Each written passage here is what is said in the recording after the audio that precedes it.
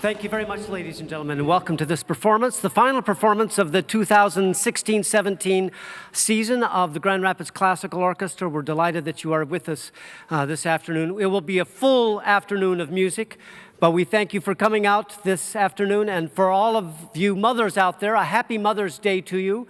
I'm sorry that we stepped on your holiday. But we play on the dates that are available to us at DeVos Performance Hall. I feel that it's important for us to perform here, and this was the open date, so we grabbed it. Happy Mother's Day, and the first piece that we played for you was called Palladio by Carl Jenkins. He's a 20th century composer, but this piece he was trying to sound like he was writing in the 17th or 18th century. He was trying to sound classical. You may recognize that as the Diamonds Are Forever commercial music. That was our gift to you, mothers, today. Those are our diamonds to you. Diamonds are forever as our mothers. We focus on the music of the classical and the Baroque era in our classical orchestra because the music is so foundational to the music of all orchestral music. It really is the foundation for all that we do. Antonio Vivaldi was a violinist, kind of one of the first international star violinists. He was also a priest. He was also a teacher. He taught at an orphanage in Italy. It was called L'Ospedale della Pietà, and this orphanage was just for young girls. When he was there teaching music, he taught the girls all sorts of instruments, violin, viola, cello, and other instruments, and he would also write concertos for them for Sunday afternoon musicales. The girls would play for the shining lights of the city, all of the important dignitaries of Venice. They would come to these remarkable concerts given by these orphan girls that were trained so well. And Vivaldi wrote hundreds and hundreds of concertos for these girls to play. He also wrote concertos for himself to play because he was a star violinist. He wrote a series of 4 violin concertos grouped together into something that were called the seasons. Each of the concertos represents a different season of the year, and he also wrote some poetry that went with each season. Today we're going to be playing Autumn, and this is what he says poetically about what you will be hearing. The peasant celebrates with song and dance the harvest safely gathered in. The cup of Bacchus, otherwise known as wine, flows freely, and many find their relief in deep slumber. The second movement is the deep slumber. The singing and the dancing die away as cooling breezes fan the pleasant air, inviting all to sleep without a care. And then the third movement, the hunters emerge at dawn ready for the chase with horns and dogs and cries. Their quarry flees while they give chase. Terrified and wounded, the prey struggles on, but harried dies. What a sad way to end a concerto. Here is the Autumn by Antonio Vivaldi, played by this year's winner of the Skip Gates Concerto Competition. Won't you please welcome Julia Legrand.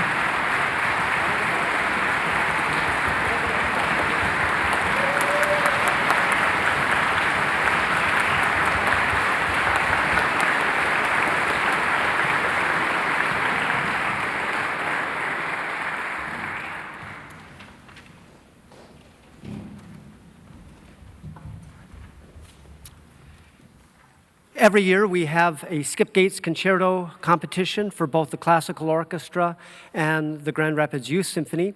We have we had about 40 contestants this year for both orchestras in total, and we had some other winners as well. So I'm going to ask our honorable mentions to stand, and then I'll present the third and second place. Janelle Shannon is in our cello section. She was an honorable mention. Her grandfather passed away this weekend, so she's not playing the concert. But the other honorable mention was Audrey Clayton. Audrey?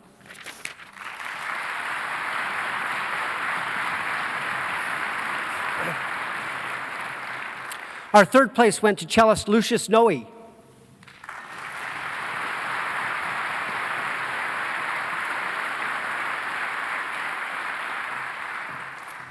And our second place went to violinist Dana Brous.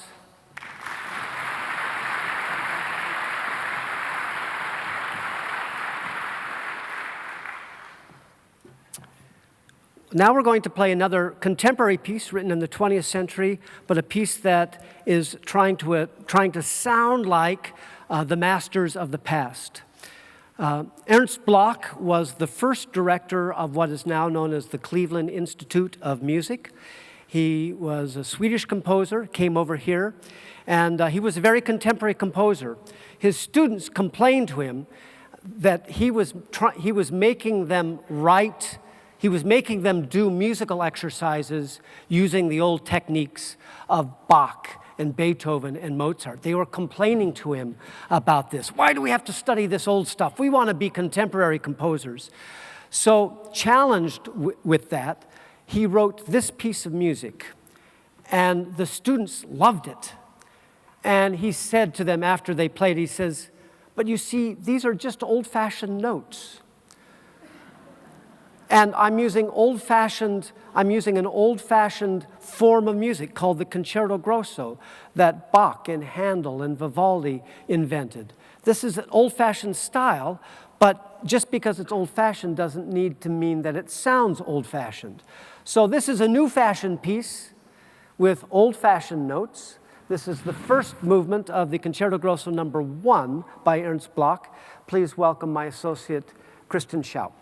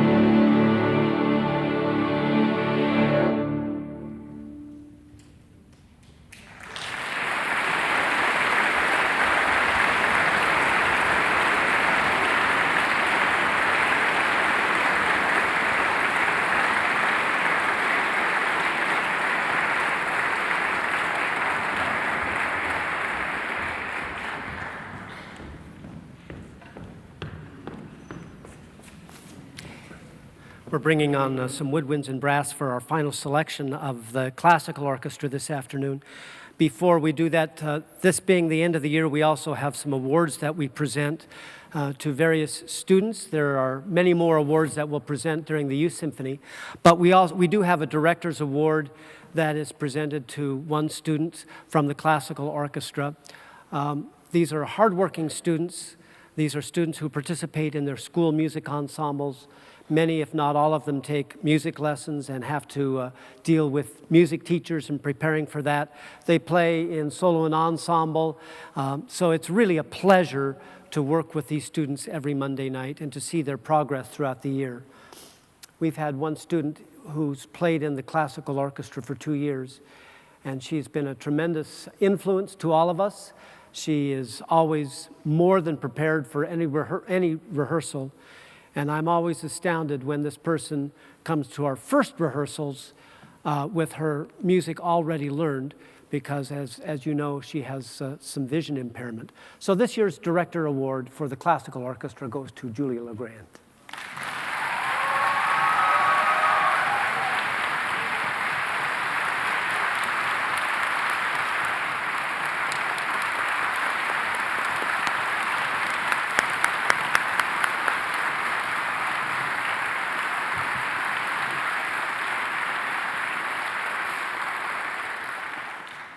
Franz Joseph Haydn was a contemporary of Wolfgang Amadeus Mozart. He lived all throughout the latter two-thirds of the 18th century and well into the 19th century. He had one employer for most of his life. He was the court composer for Prince Esterhazy.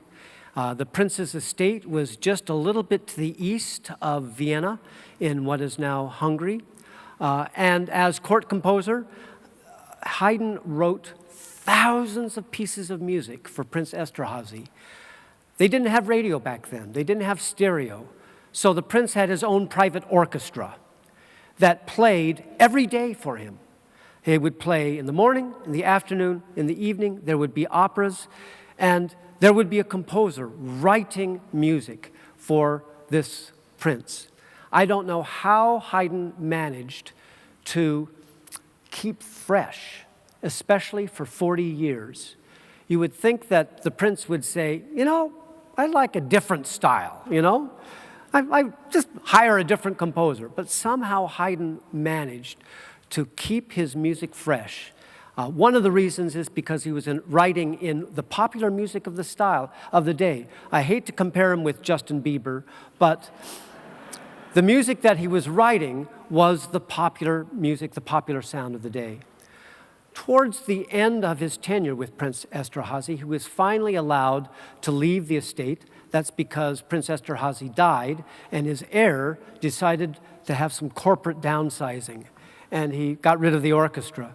So that meant that Haydn was free to do other things. His fame had spread in such a way that a man by the name of Solomon in London engaged Haydn to come over and give some concerts in London. And he was all the rage. People would line up for days for tickets to go hear these Haydn symphonies.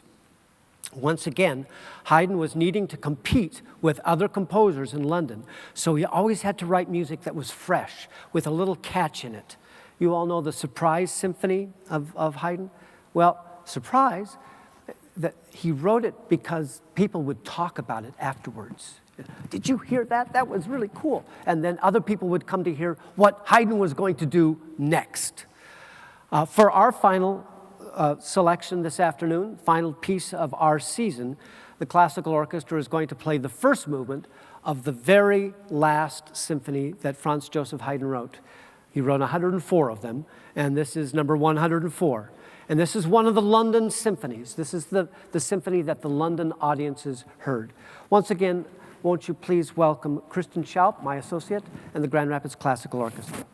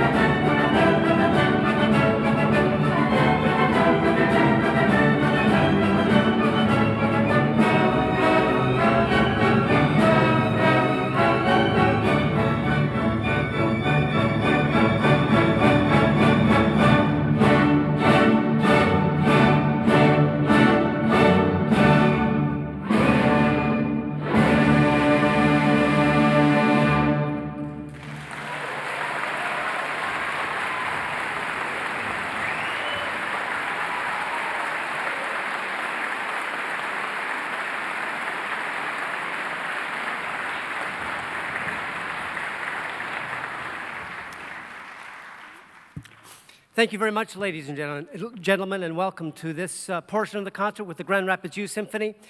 The Overture to Nabucco. Nabucco was Giuseppe Verdi's first big operatic hit, and it was written right during the time that Italy, still a bunch of nation states, was beginning to get the idea of nation.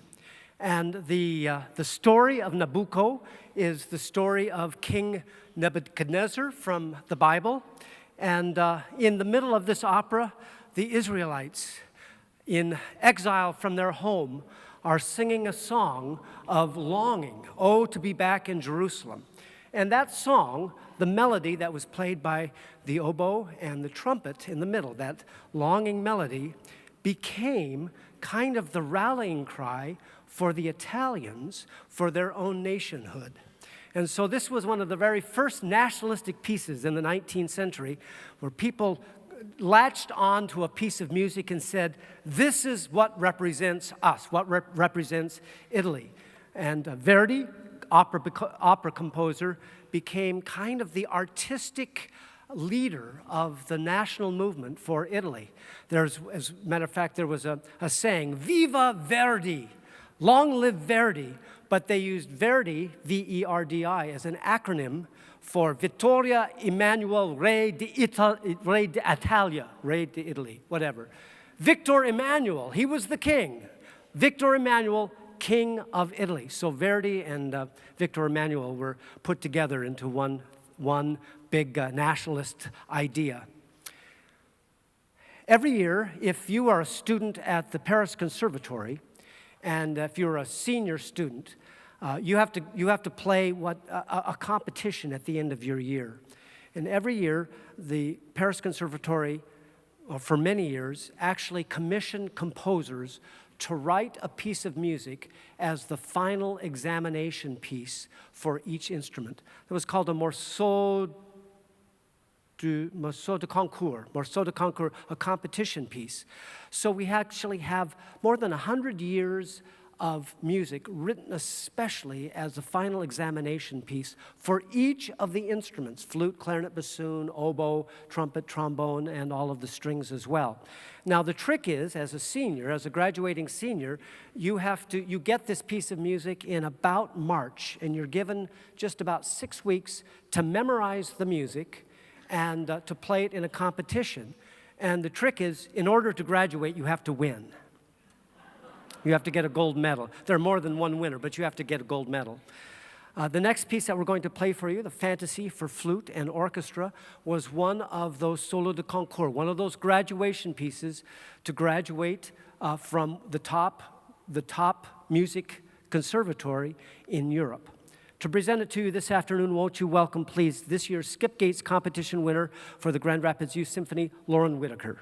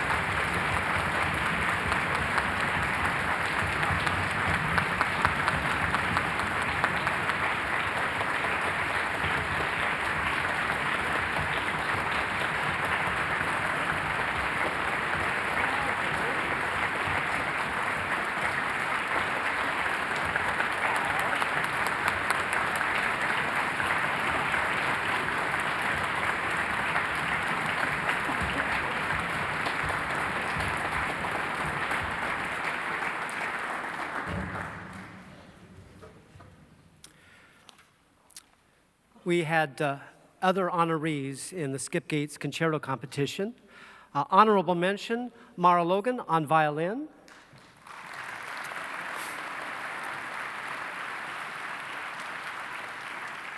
Mitchell George on cello.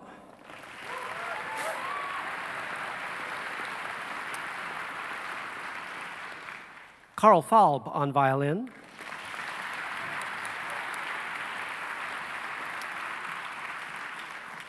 Our third place winner was Lucia Pfeiffer.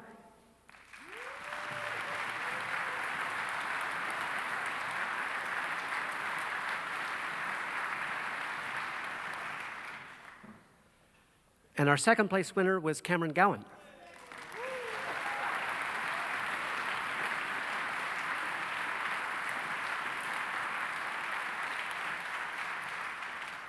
Lauren will get her prize later. This past summer, the Grand Rapids Youth Symphony went to Europe for the first time in many, many years. We had a fabulous experience.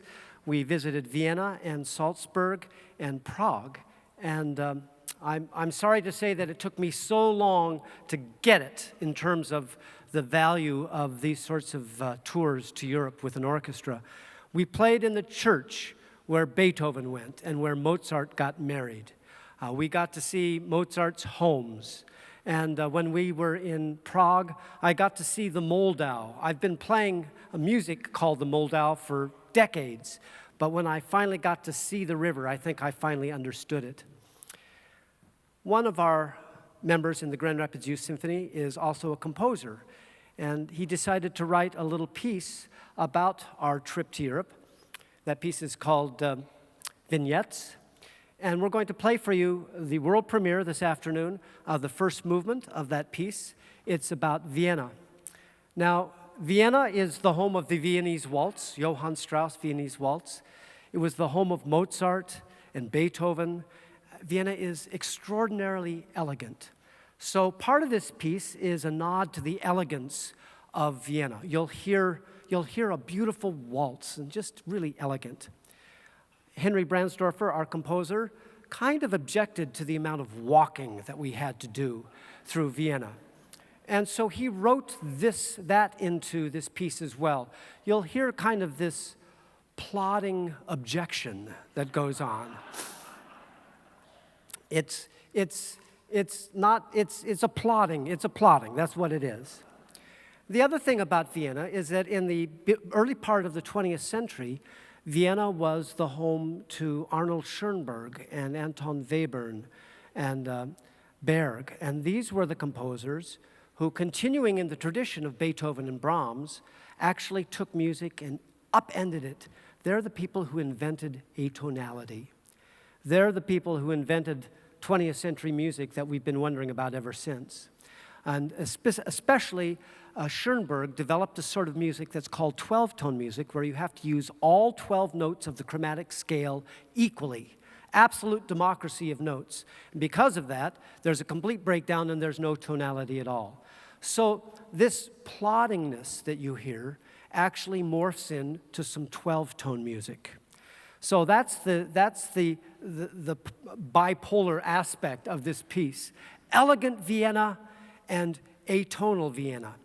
And then the piece ends with a nod to Gustav Mahler, who also was, well, he was the conductor of the Vienna Opera and also the Vienna Philharmonic. And Mahler brings into his music a lot of some Jewish folk song or Jewish idioms as well, and you'll hear that at the end. So, ladies and gentlemen, here is the world premiere of Vienna from Vignettes by Henry Brandsdorfer.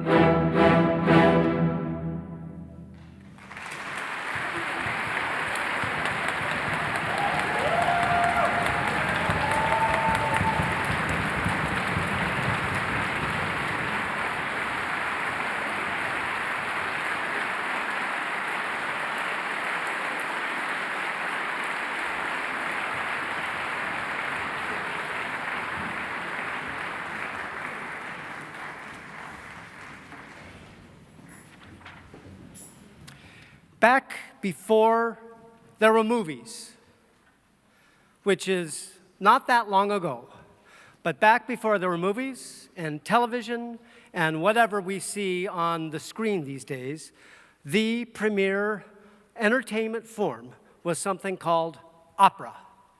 And 21st centuries don't get that, but opera was as riveting and as important and as exciting as any movie today because it combined acting on stage and scenery and dancing and, most importantly, music.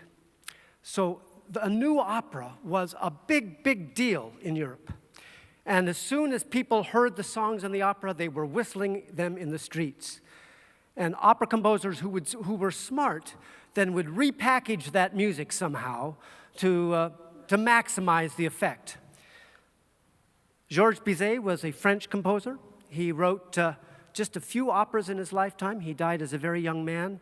This opera was scandalous in France when it first opened because the subject matter was not so great. It was about a femme fatale, a woman who's not so nice, and how she brings men down. A bad, bad subject. And worse than that, the people on stage who worked in the factories were smoking. That was bad, still bad, I should say. And in the end, a lot of people die. So it was a tragic opera, but the tunes were fabulous. This is the piece that made Bizet famous. And these tunes have been with us ever since. They're just infectious and wonderful tunes. So we're going to do a suite of lots of the tunes from Bizet's Carmen. You're going to lose track. Don't worry about it. The last piece starts slow and ends fast.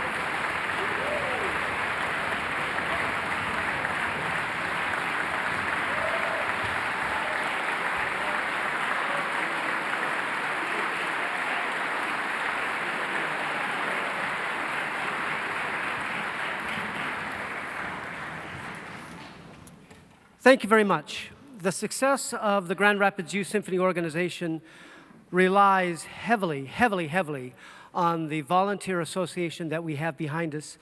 Everybody that you see up on stage here has a mom. Happy Mother's Day, and most of those moms are involved in running this organization, as are the dads. We rely heavily on our volunteers. We also have a parent association board, and that is chaired by a very, very courageous person each year. And for quite a few years now, that has been chaired by a person of indefatigable spirit and energy. Deb Donnelly has taken us to Chicago on a tour. She has taken this organization to Europe. She was our tour goddess. She was the woman with the whistle who got us where we were supposed to go. She's been running our Parents Association for years. She's done it with aplomb. She's done it with a smile on her face.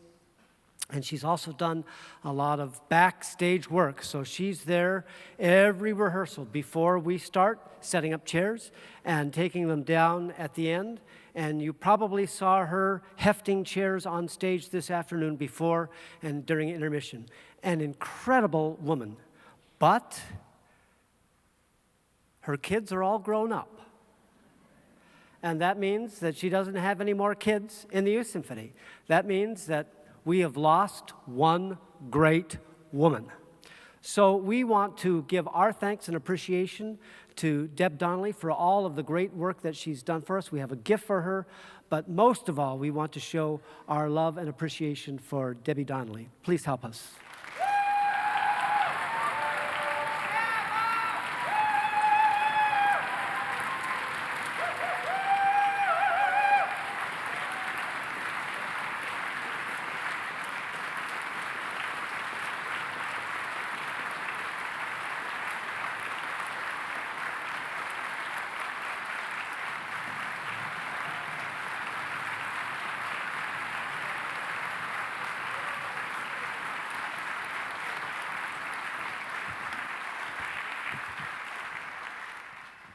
So they came and got me and said, there's an issue backstage. You need to come backstage. I've been involved with the Youth Symphony for 9 years now. This is my 6th year as the Parent Association president, and it has been an adventure, and a fun one at that. John, watching you work with these kids week after week is amazing. What you are able to do and to pull out of them, the way you interact with them, the love and the passion you pour into them is remarkable.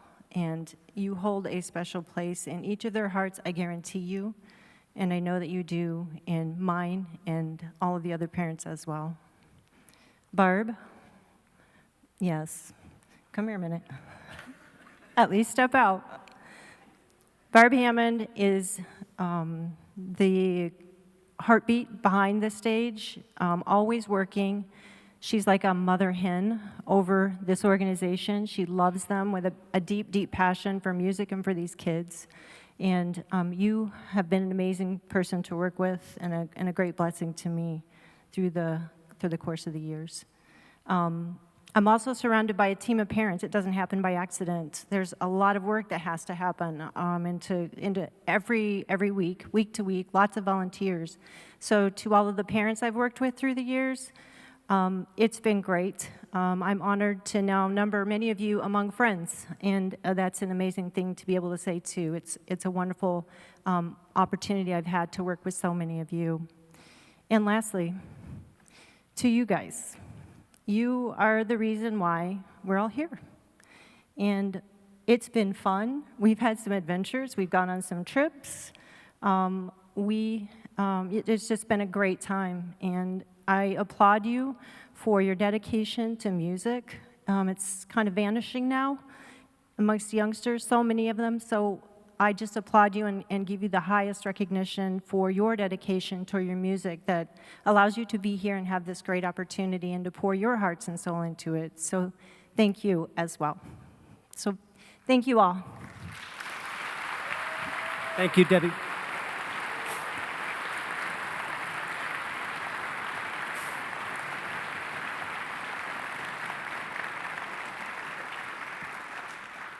Little does she know that because of the way the sound is set up here at DeVos Hall, everything that she said to the orchestra was a complete blur to them.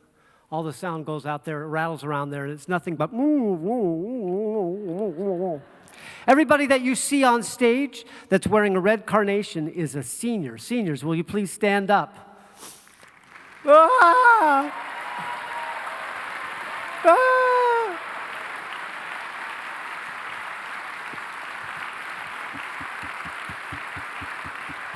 Thank you. Many of these seniors have been with me a long time, a couple of just 1 or 2 years, and they are a real treat to work with. And I hope, my prayer for every one of them is that their musical experiences that they have from here on out is even better than what they had in the Grand Rapids Youth Symphony. I wish I could hand one of these envelopes to each one of these wonderful students. I can't unless you all right now, today, write out a check for $100,000 so that we can fund these sorts of things. But barring that, we do have 3 awards that we give out. It's very difficult because all of these students hold a special place in my heart. I have a Director's Award, and this year the Director's Award goes to a person who puts up very well with all of my insults week in and week out, Mr. Trombone player James Grulsma.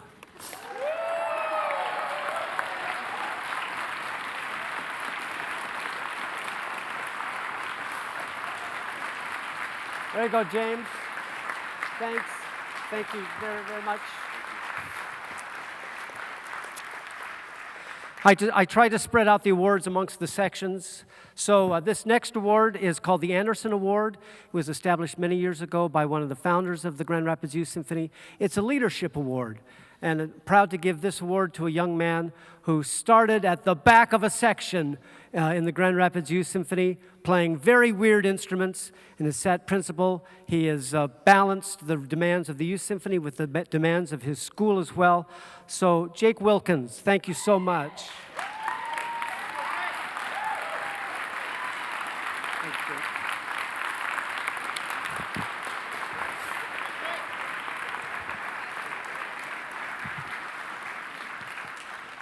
Last is our Outstanding Senior Award. We all have outstanding seniors here. Again, we're waiting for that check for $100,000 so that we can all send these seniors to neat places. But this year's Outstanding Senior goes to a young man who has played within the Grand Rapids Youth Symphony organization ever since classical orchestra, so this goes back probably 6 years. This year's Outstanding Senior Award goes to Tyler Suttner. Thanks, Tyler. Congratulations.